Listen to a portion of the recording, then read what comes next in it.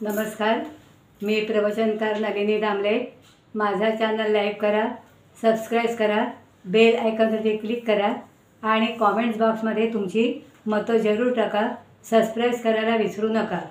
आत्तापर्यंत आपण देशासाठी कुणी काय केलं अशा 4-5 गोष्टी पाहिल्या। आज मी थोडी वेगळ्या विषयाची गोष्ट सांगणार आहे। पूर्वीच्या काळी साधू संतांचं रूप घेऊन काही लोक गावामध्ये भिक्षा मागायला येत असत। भिक्षा कशासाठी? तर त्यांना लुबाडण्यासाठी। अशीच एका गावामध्ये गंमत झाली। गंमत काय झाली? एक संत म्हणत असत, पण तो साधू भोंदू होता। त्याने काय केलं असेल, आपल्या अनुयायांना सांगितलं की तुम्ही जवळपासच्या गावाशी जा आणि त्या गावाचं निरीक्षण करा। उत्पादन काय आहे, माणसं कशी आहेत, गरीब आहेत का श्रीमंत आहेत, शेतीवाडी आहे का, त्याच्यानंतर पिकं नीट येतात का आणि धनधान्य किती आहे, गोड गोड बोलून त्यांच्याकडनं सगळी माहिती काढा आणि मला येऊन सांगा। कारण त्या सगळ्या ह्याचे ते संत म्हणजे संत पंत असे ते प्रमुख होते। आता आपल्या प्रमुखांनी सांगितल्याबरोबर त्यांना तर सेवकांना करायलाच पाहिजे। निरनिराळ्या भागामध्ये सेवक चाललेले आहेत, निरनिराळ्या ठिकाणी निरीक्षण करत आहेत आणि एक त्यांना गावामध्ये अशी माहिती मिळाली गावाची की या गावामध्ये धनधान्य, शेतीवाडी, बाग बगीचा, उत्पादनं, घरातली परिस्थिती श्रीमंतीची असे सुंदर गाव आहे आणि श्रीमंत गाव आहे। झालं लगेच हे जे सगळे त्या संताचे संत म्हणूया नको आपण त्यांना, जो भोंदू होता त्याच्या आश्रमामध्ये ते गेले आणि त्याने सांगितलं की अमुक अमुक गावामध्ये भरपूर संपत्ती आहे, लोक दानधर्म करणारे आहेत आणि गर्भ श्रीमंत आहेत।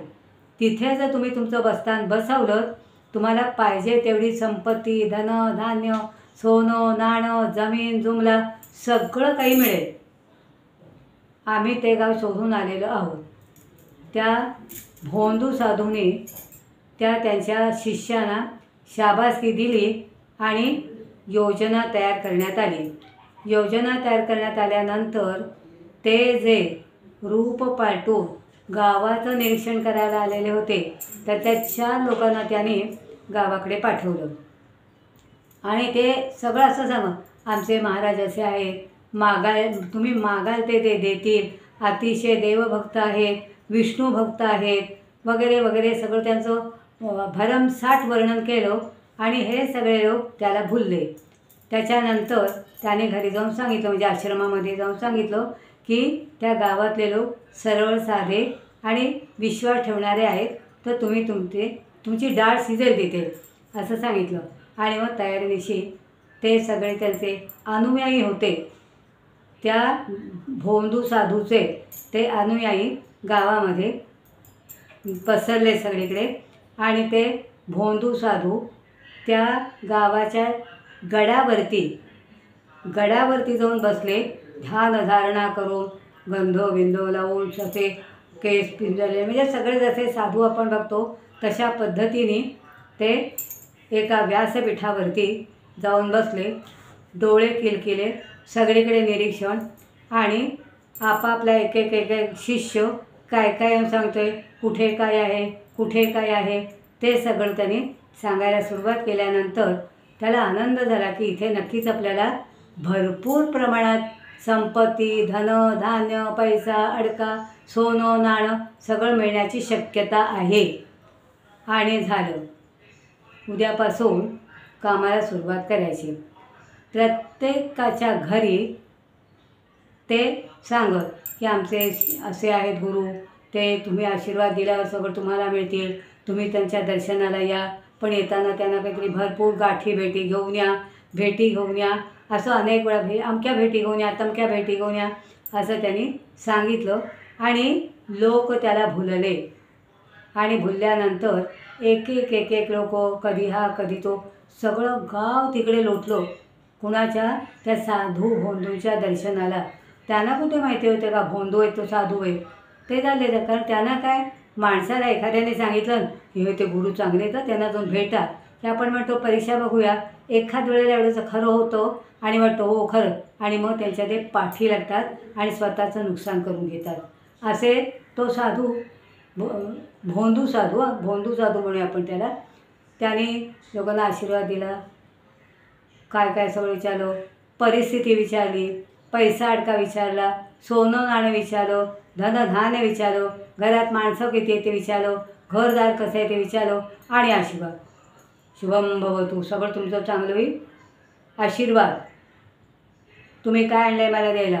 कोणी ताटभर नारळ आणतात, कोणी सुपारी आणतात, कोणी तांदूळ आणतात, कोणी धनधान्य, कोणी जमिनीचा तुकडा. जमीनसुद्धा म्हणायला आम्हाला चालेल, जमिनीचा तुकडा. असं कितीतरी लोक त्याला दान देत होते. असं रोज चाललेलं होतं. भरपूर प्रमाणात त्याला, त्या भोंदू साधूला उत्पादन होत होतं आणि चंगळ उडाली होती त्याची. पण एक त्या गावात माणूस असा होता की तो ह्या फंदात पडलेला नव्हता. त्याची बायको नेहमी कटकट करायची, अहो गावातले सगळे लोक जात आहेत, दुसऱ्या गावातून सुद्धा लोक त्यांच्या दर्शनाला येतात, ते सुद्धा त्यांना काय काय देत आहेत, तुम्ही एकदा तरी जा ना. तर म्हणे बघ, मला हे परमेश्वराने दिलेलं आहे, माझी शेतीवाडी भरपूर आहे, माझं घरदार आहे, माझा जमीन जुमला आहे, माझं इस्टेट सगळी व्यवस्थित आहे, मुलं बाळं आहेत ती चांगली आहेत, तू आहे, मला अजून काय पाहिजे? परमेश्वराने मला सगळं दिलं आहे आणि मी रोज जपमाळ करतो, त्या जपमाळेतून मला परमेश्वर सगळं देतो आहे, मला त्यांच्याकडे जायची गरज नाही. असं एक दिवस त्या बायकोला सांगून टाकलं. रोज त्याच्याजवळ भुणभुण करायची रोज. आणि काय त्या साधूने आम्हाला दिलो, केवढा आशीर्वाद दिला.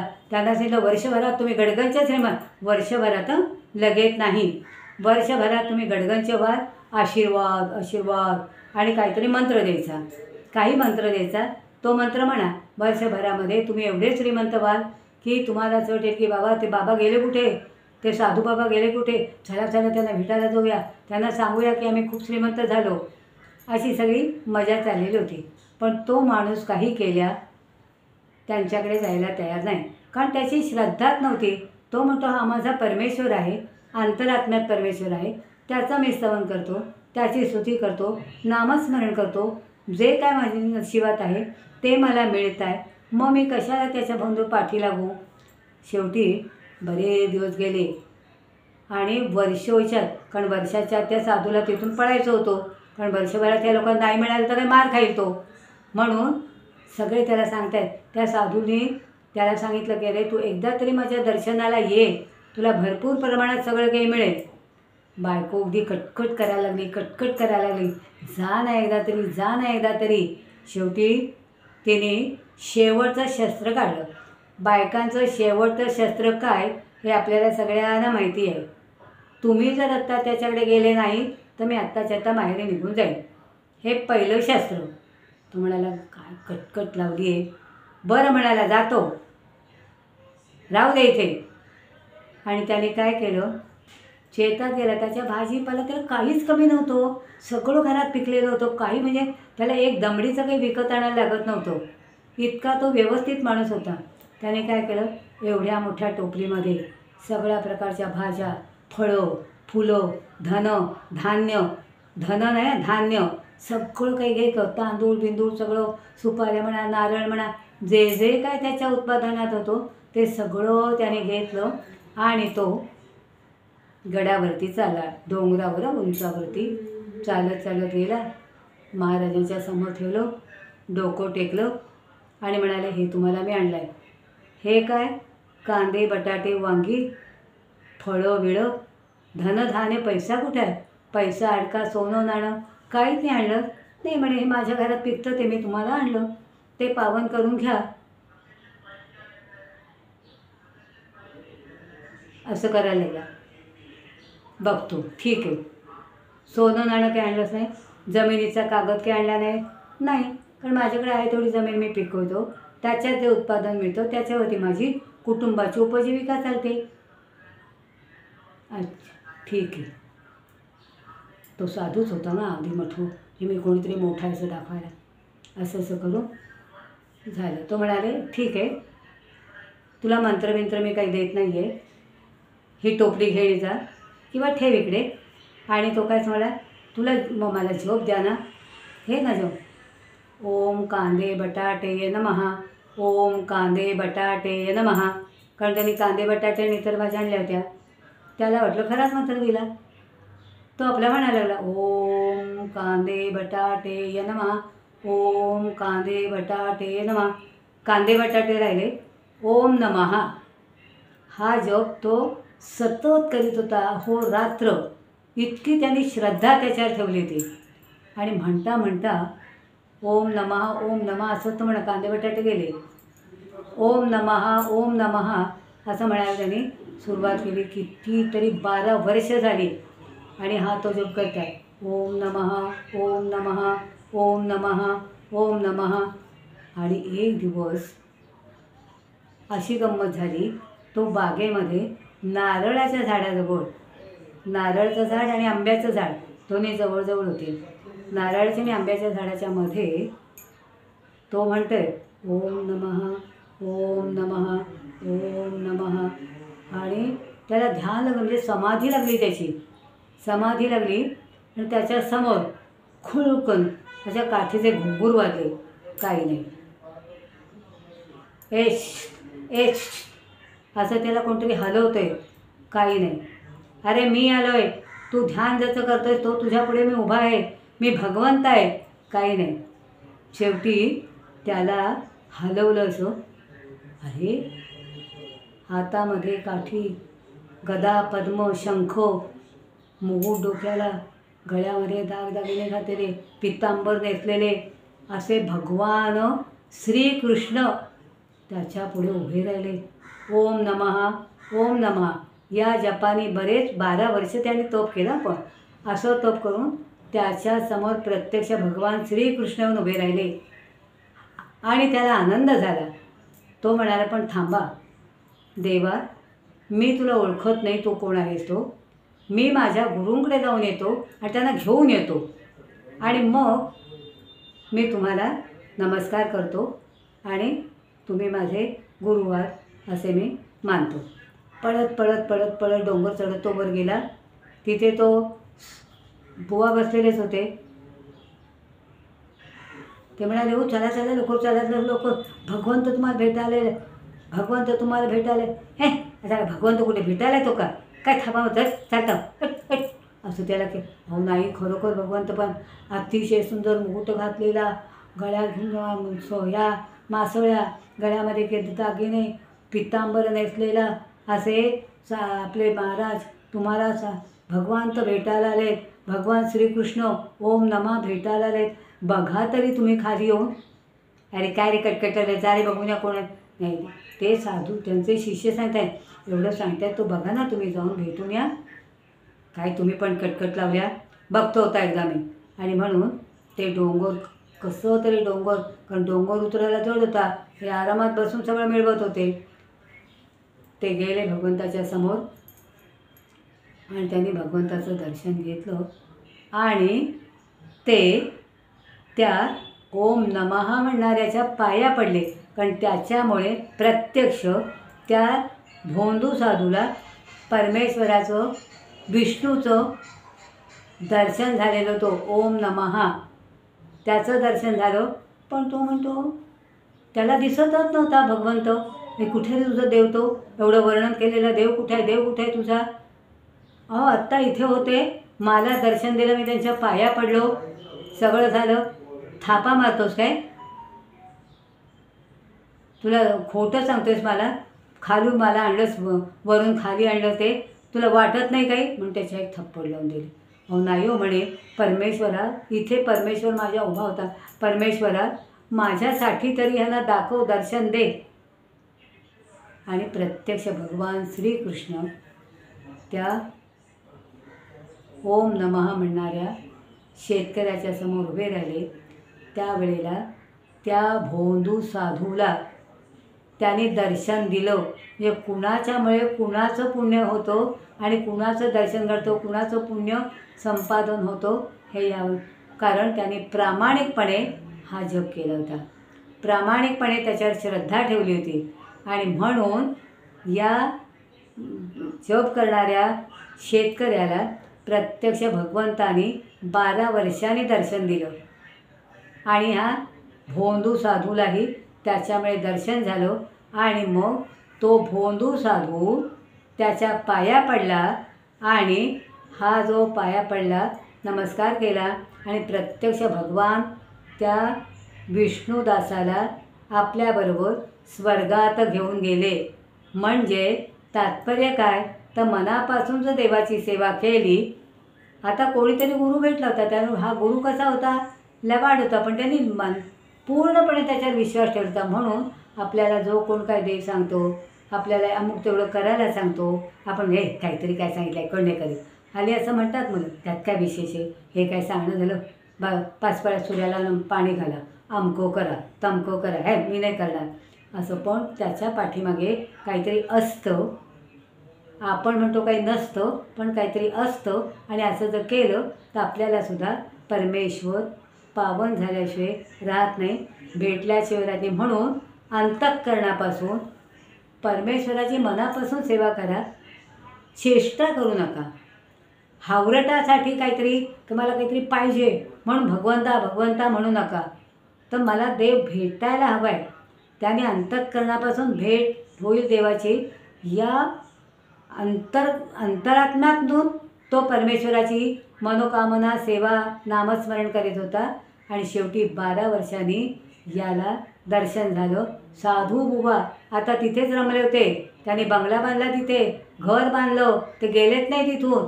आणि त्या वेळेला या बंगल्यातून ते येत असताना, म्हणजे त्यांनी सगळं तयार केलेलं होतं, काही कमी नव्हतं, आता इथेच राहायचं. आणि हा विसरून पण गेला होता, लबाड भोंदू होता तो, की या माणसाला मी काहीतरी जॉब दिला आहे किंवा तो काहीतरी करीत असेल. पण त्याच्या पुण्याईमुळे याला दर्शन झालं. म्हणजे कुणामुळे कुणाचं भाग्य उदयास येतं, कुणामुळे कुणाचं भाग्य उदयास येतं हे आपण सांगू शकत नाही. ते फक्त परमेश्वरालाच माहिती असतं.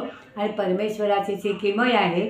आणि अशा पद्धतीने या सामान्य माणसामुळे तो आता प्रत्यक्ष भगवंताचाच सेवक झाला, भगवंताचाच आशीर्वाद मिळाला. पण कुणाच्यामुळे तरी कुणाला तरी काय मिळतं, परमेश्वराचं दर्शन मिळतो. अशा कितीतरी या गोष्टी आहेत संतांच्या, तुम्हाला सगळ्यांना माहिती असतील.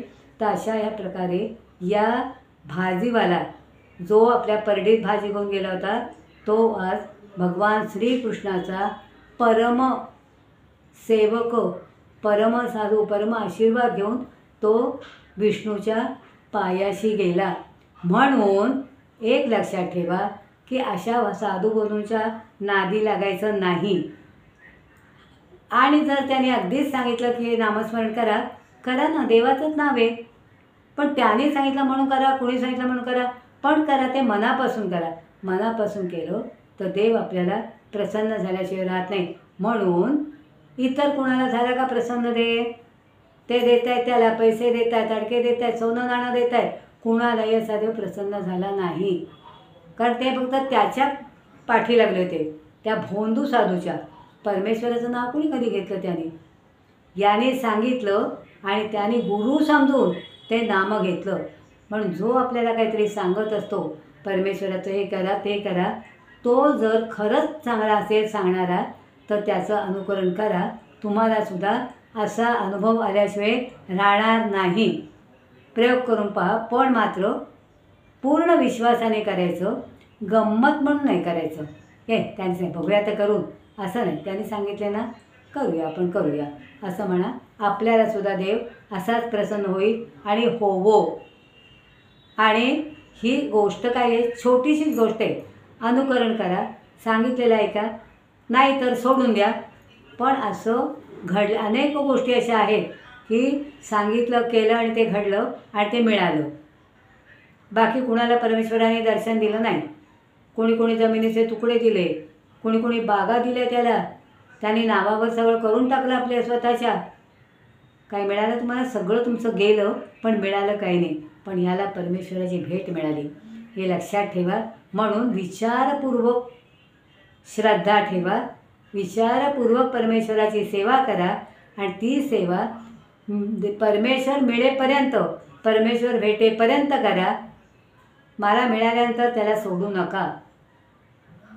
असे हे अनेक गोष्टी आहेत. आणि म्हणून मी तुम्हाला ते सांगते, इतर कामं कराच, नुसतं रामराम म्हणत बसू नका, नुसतं ओम नमः शिवाय म्हणू नका, ओम नमः नुसतं म्हणू नका.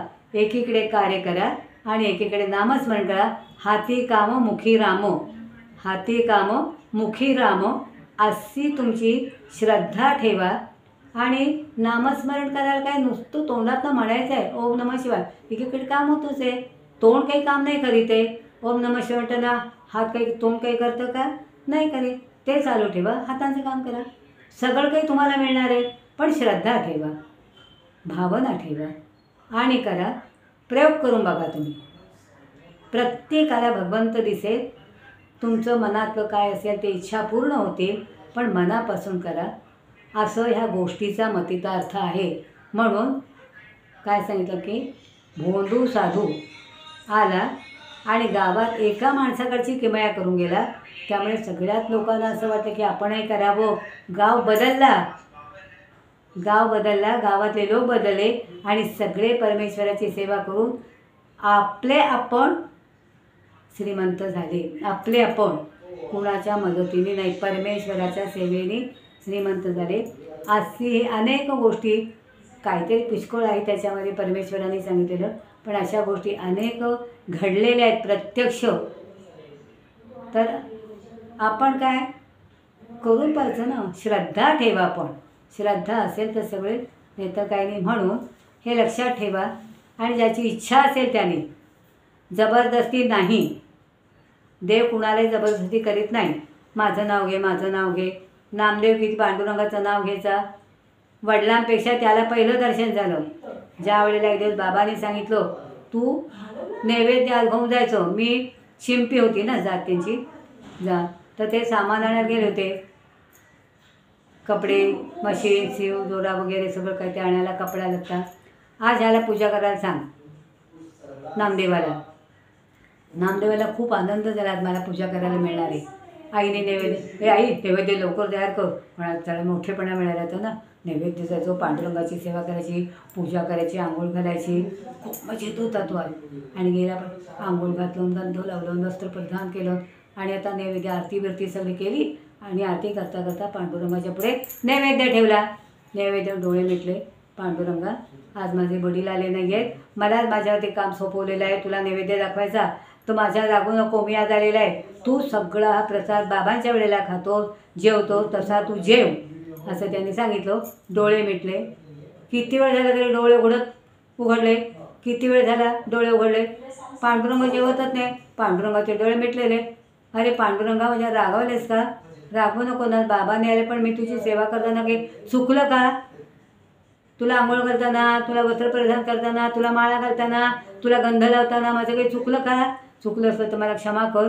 पण बाबा रे, तू जेव, नाही तो माझे वडील मला रागावतील, तू उपाशी नको राहू. पुन्हा डोळे मिटले.